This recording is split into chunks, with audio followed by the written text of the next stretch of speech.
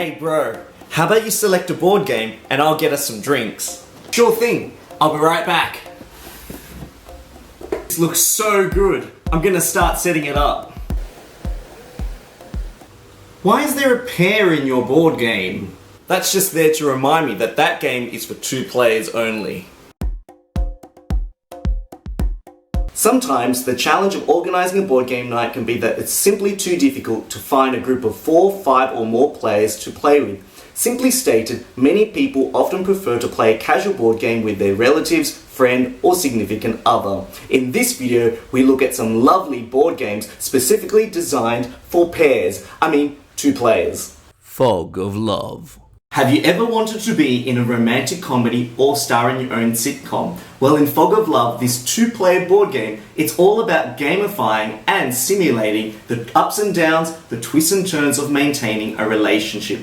By growing and testing the relationships across a series of chapters and making decisions based on scene cards played, players will have to ultimately decide whether it's their true destiny to be together forever or whether they'll have to end up walking their separate ways. In Fog of Love, players will essentially be selecting a story by gathering the relevant synopsis card, chapter cards, the 3 scene types, sweet, serious and drama cards, and finale cards, and prepare them on the board. Players will infuse their imagination by firstly creating a character by selecting their traits, 3 traits with no opposite goals, that is, which contain trait goals that influence certain choices that they'll make throughout the game. This might be becoming more disciplined, or extroverted, sensitive, or sincere. The trait objectives are tracked on this personality dimension track, which contain a top section and a bottom section. For example, on the Shy card, a player will need to have an individual balance of 3 or more in the bottom section of the introversion space on the board by the end of the game. On the Adventurous trait card, both players need to have a shared balance of 5 or more tokens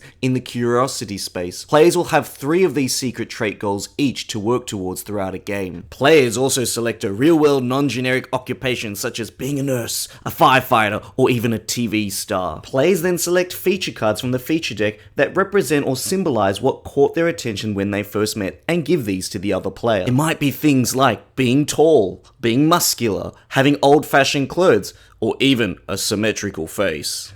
Upon first impressions, I really like your nerdy glasses, and I really think you've got some incredibly soft skin, as well as a gorgeous smile. But you are a little bit clumsy too. Well, I'm quite glad actually. Would you like me to get another coffee for you? Just a minute. Whoa! Whoops. The acquired occupation and feature cards indicate what tokens are placed out on the different personality aspects on the main game board. Each player will receive 4 destiny cards which will allow them to decide where they'd like their relationship to end up at the conclusion of the game. A story in Fog of Love is divided into chapters, and within each of those chapters, players will be playing scene cards from their hand. Each scene card presents an interesting situation that players' characters have to go through. Some scene cards require a single player to make a choice for the other player, and other cards require shared decision making. When both players make a choice, players secretly make their choices using these A, B, C, D chips and flip them over to reveal the result of their decision. A matching choice could earn players extra character satisfaction as represented by these hearts. The results of the players' decisions will ultimately impact the 6 different personality dimensions on the main game board. Some of the scenes that players play have ongoing effects. Other scenes show how a character might react. Some are minor scenes that affect how scenes are played out. Nevertheless, at the end of the game, players will score their traits and discover if players have fulfilled their destiny by meeting the requirements on their destiny card, indicating whether the relationship has thrived or been dumped into the pits of disrepair. What I particularly love about Fog of Love is that it is incredibly thematic, and it really gives a chance for players to actually build a character and engage in some role playing. The game really focuses on the relationships that characters build, the decision making that occurs in terms of approaching a particular scene, and the characterization themselves.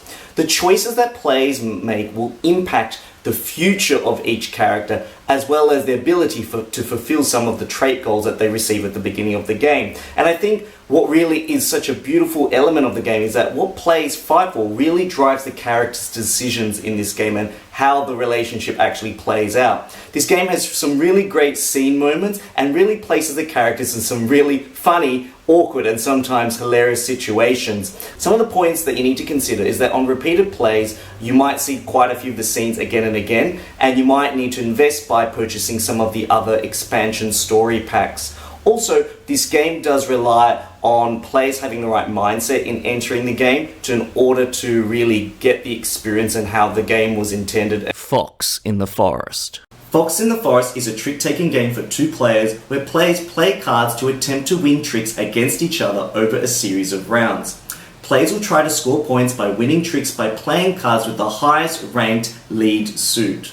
There is a catch, however. Players who get too greedy will find themselves scoring very limited number of points, so it's a little bit of a balancing act between wins and losses. The player who accumulates at least 21 points first will trigger the end of the game, and the player with the highest number of points will be declared the winner. Fox in the Forest pans across multiple rounds. In each game, players will be dealt a hand of 13 cards which are kept hidden from the opposing player. Across each round, a decree card is drawn from the top of the deck and is placed face up. Essentially, one player will lead the trick by playing a single card, and the following player playing the second card. Based on the cards played, a winner for the trick is determined. The leading player will usually play a lead trick, which includes a leading suit, bells, keys, or moons, and the other player tries to follow by playing a card that matches the suit of the first card. The winner of the trick is determined after any special card abilities have triggered. The player who played the highest ranking card in the lead suit usually wins. If either card played by a player matches the decree card suit, the player with the highest rank wins the trick. If either player does not play a card that matches the decree card suit, the player who played the card with the highest rank in the lead suit wins. The odd-numbered cards in the deck have special abilities. For example, the treasure card gives a player 1 point for each 7 used in the trick. The fox card allows you to swap the decree card with 1 in your hand. The swan card allows you to lead the next trick if you lose this one. The witch card allows you to use the 9 as a trump suit when determining the winner of the trick. The number of tricks out of 13 are scored, and then a new round begins. Fox in the Forest is one of my favourite 2-player card games. I really love how players are playing card for card trying to score a win for their tricks most of the time. I really like the ingenious scoring system where if you win too many rounds, you don't get any points, but if you win just the right amount, so 7 to 9 tricks, you get maximum value points. Vice versa when you only win 0 to 3 tricks throughout a game. So the game really truly challenges you to find a happy medium and a balance between the number of wins and losses that you have from round to round. I really like the order of card play, as the person who goes second might have a card that has a second ability that kind of outwits or outplays the first player's card. You also really need to know the composition of the deck and also what potentially could be in players' hands, and that kind of helps informs a planning route for you to win a particular round. The game is full of deep, meaningful decision making. It's a portable game, and I really like how the abilities keep the game fresh and flowing. Haven. Haven is a card hand management and area control style game where players either take on the role of the city people or the forest creatures as they fight to take control over the mystic forest by battling over shrines, trying to send their seekers into the forest to claim lore tokens which will influence the 3 elemental beings, stone, water and leaf, as well as trying to claim the most havens in the forest in order to garner the power of the Haven Guardian. The player who earns the most victory points across the game will be declared the winner. In Haven, players will be essentially sending seekers to compete for control of 3 different lore tokens that represent the 3 elementals in the game. Each lore token corresponds to one of the elementals on the game map. Lore tokens are contested by playing seekers face down from a player's hand or face up from the top of their own deck. When 3 offerings are placed at a particular shrine, both players combine, the lore token is resolved. If a player has a combined numerical total that is greater than the other player but does not exceed the lore token value, they claim the token. If a player has the greatest number of weapon symbols, they claim the shrine on the forest map that corresponds with the elemental. As players fight over shrines, if they gain a majority of shrines that borders around a haven, they claim it for their faction. Lore power cards can be used by players to gain extra abilities, effects, or bonuses. At the end of the game, the player who has the highest value in lore tokens gains a bonus 3 victory points for their matching elemental being. They also get single points for tokens and shrines acquired throughout the game, and whoever has the control of the majority of havens controls the guardian of the haven. The player with the most victory points wins. What I really like about Haven element is that throughout the game, it's got this really interesting tug-of-war-like effect through its gameplay. Players are vying for 3 different lore tokens at the same time, so they're often needing to split their resources in 3 different ways, and the game really forces you to make really tough decisions. I like also the fact that when you play, so you can play it face up or face down depending where the card comes from, and this semi-revealed information really provides for some really tense moments, especially when the lore tokens get resolved. Also, I really like how the lore power cards really give you special advantages. It varies the game a little bit and gives you a bonus ability that can help you edge a win over the other player. And I also like the fact that the players are racing towards the same goal, but the way that they do it and the strategy that they use might not necessarily be the same. Hanamakoji. In Hanamakoji, players are transported to one of the most popular places in the old capital. Geishas are elegant women who entertain through mastering the skills of music, art, and dance. Hanamakoji is a 2-player game where players compete to vie for the favour of the 7 Geisha masters through gifting items in which the masters are skillful at.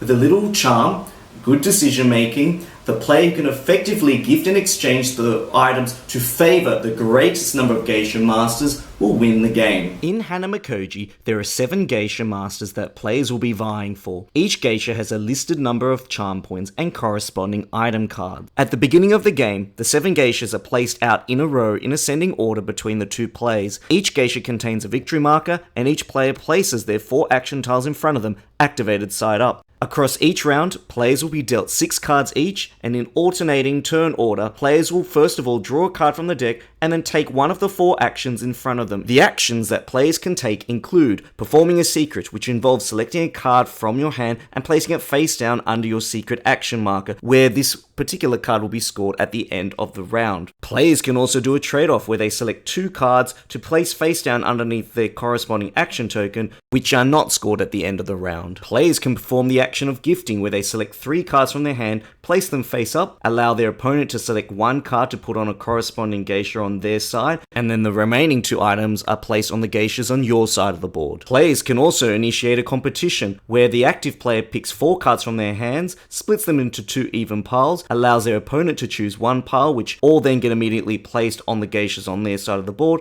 and the remaining pile you get to put on your side of the board. At the end of the round, players will first reveal their secretly stashed geisha card and place it under the corresponding geisha. Scoring then involves comparing the number of item cards on both sides of each geisha. If one player has more items on their side, the victory marker gets moved towards that player. If it is a draw, the victory marker remains in the center. The player to have victory markers on 4 geishas or score 11 or more charm points in total during the scoring phase wins the game. I really adore Hanamakoji because it's a game that well and truly stretches your brain. It's simple to teach and really challenges players to make calculated decisions.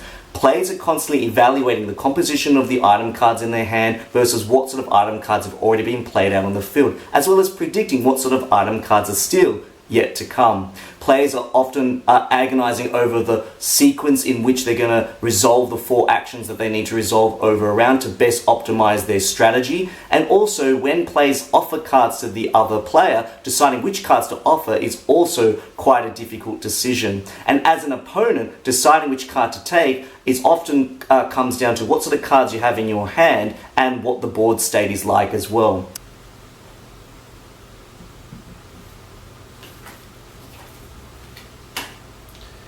Your turn.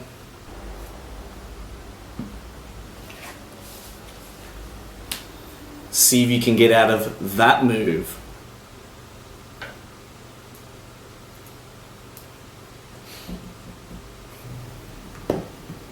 I win. Targhee. Targhee is a worker placement set collection game where players try to have the largest tribe by trading goods such as dates and salt and imported goods such as pepper. Acquiring these goods allows players to gain gold and an advantage that allows your tribe to thrive.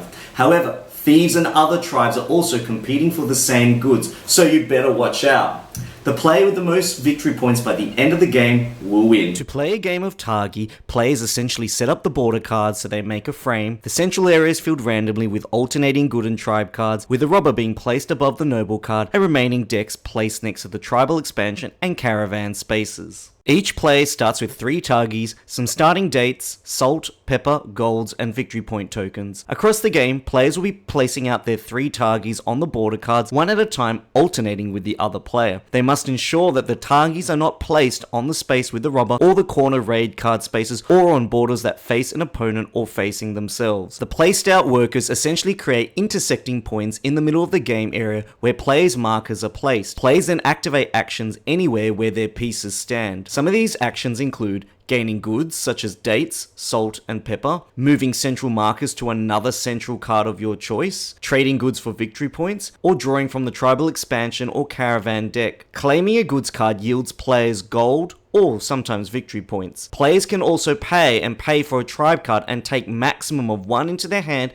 if they don't already have a tribe card. Tribe cards grant players special advantages and bonuses. Tribe cards when played are also placed in front of a player in a 3x4 array, with players placing cards in rows starting from the left hand side and progressing towards the right. The symbol on the tribe cards contribute to victory points at the end of the game. For example, if you have 4 of the same symbols in a row, that'll score you 4 victory points at the end of the game. 4 different symbols will score you 2 victory points. At the beginning of each round, the robber is moved around the border in a clockwise manner, blocking off certain action spaces. A raid occurs when a robber hits a corner space, requiring both players to pay a fee. The game ends when one player has filled up their tribe array or the robber has reached the 4th raid card on the border. Players calculate their victory points and the highest one wins. What I really enjoy about Targhee is that it's a worker placement game geared at a 2-player level. It has players gathering resources, blocking spaces and actions that your opponent needs, and also having you trading goods for abilities and bonuses on tribe cards. It also even has this added element of managing the icons in your tribe in this array where you want to collect 4 of the same particular icon or 4 different ones to score additional victory points. I really like the robber, how it adds an extra level of complexity to the available choices that players have from round to round, and when the robber raids, players are forced to manage their resources. I like the design element of the center of the game area changing all the time. And then we held hands. And Then We Held Hands is a fully cooperative, abstract style board game where players are working together to navigate their way through their relationship by tuning into each other's thoughts, feelings, and let's be honest, game strategy in order to find the right path to stay balanced and win the game together. Across the game, players will be attempting to move these coloured stones from the outer ring into the centre of the circle. In order to move from ring to ring, players will need to have completed a series of 8 objectives represented by these 3 deck of cards, 1 for each ring. An objective is completed when a player's bead reaches the colour on the objective card. To move around the board, players will be playing emotion cards from both their own hand as well as their partner's hand, which are displayed on the table for both people to see. To move along the nodes, the cards used must have a coloured band that matches the colour of the node being moved to. To add complexity to the matter, moving onto a green or blue node shifts a player's balance positively, and the black and red node shifts the balance negatively. If a player does not end their turn on 0, they will not be able to draw any extra cards, thus limiting their actions for the next player's turn. If a player ever goes beyond +2 or -2, the game is lost. So, staying completely balanced as often as possible is essential to succeeding. In addition, players will need to rely on their instinct and knowledge of their partner, as no player is allowed to talk or discuss the gameplay itself whilst in play. Also, the geographical position of a player's bead determines the perspective that players will be able to see on their cards. If a player's token is on the right hand side, the active player can use the right side of their cards, and vice versa for the left hand side. If it is in the center, either perspective can be used. If both players can successfully enter the center of the circle on consecutive turns and end in a balanced emotional state of 0, both players will win. What I really like about holding a pair is... what I really like about And Then We Held Hands is that it's a fun, interactive puzzle that players are kind of cooperatively completing. Players need to try and think on the same wavelength because that's really the crucial element to winning. Both players need to be in sync and both see the right combination of moves to try and complete the objectives that are put in front of them. And if they do so and they think together, that's where you truly get the enjoyment out of this game. A point to consider before you get this game is that there's a little bit of a disparity between the theme and the gameplay itself, because the gameplay really does feel quite abstract. Codenames Duet. Codenames Duet is a 2-player or 2-teamed fully cooperative word association game where players take on the role of spies as they try to make contact with all of their secret agents using one-word clues before time runs out. Players who successfully give well thought out clues and deduce the location of all of the operative agents will win the game. Across a game of Codenames Duet, players will be trying to deduce the 15 codenames of agents in a 5x5 word grid based on clues given by the other player. Each game is set up using the key card, which indicates only half of the puzzle that players will need to win. The player on the other side of the key card has the other half of the solution. In alternating turns, players will act both as clue giver and guesser as they give a one-word meaning clue that links to a series of green codenames together along with a number that identifies how many words that clue relates to. The other player then has a chance to guess the codenames. If a player guesses correctly, a green agent card is placed on top of the word. If they answer incorrectly, a neutral token is placed and their turn ends. If a player ever picks the assassin, the game ends immediately. Players can execute combos if they have clues left unguessed from previous rounds or the clue giver has given a really well-connected clue, e.g. Mystery 4. There is a countdown timer element to this game with a limited number of turns available. If players on both sides can locate all of their green agents, both players will win. The best thing about Codenames Duet is that it's a huge improvement and re-implementation of the original Codenames formula, except this version has faster turns. Players get to adopt both role of clue giver and guesser, which alleviates some of the anxiety that the clue giver might have in the original game. There's this beautiful world map which has this campaign mode which has increased variety, added challenge, added replayability. The game can be adapted for more than 2 players. You can have 2 teams of players, so you essentially could have 2 pairs of pairs. And this flexibility at different player counts means the game can be taken anywhere and with any group, especially in a party situation as well. It's one of the best and one of my favorite word games out there. A point to consider is that this version of the game is fully cooperative and people may opt for the original version if they want a more competitive game experience. I really hope you've enjoyed this smorgasbord of some of my favorite 2-player board games. I also hope you found some of those pairs throughout the video too. If you really enjoyed this video, please make sure you check out my other 2-player board game videos. We've placed the link in the description box below. I also want to acknowledge and say a huge shout out and massive thank you to all the people who currently subscribe to this channel. Your continued support and interest in my videos is really humbly appreciated. Remember, if you really like this video, please make sure you like, subscribe and share. Otherwise, thank you once again for joining me for another video at Board Game Sanctuary, and I look forward to bringing you some high quality videos in the near future. This is Danny signing out. See you next time. Goodbye. Now, where are those pairs?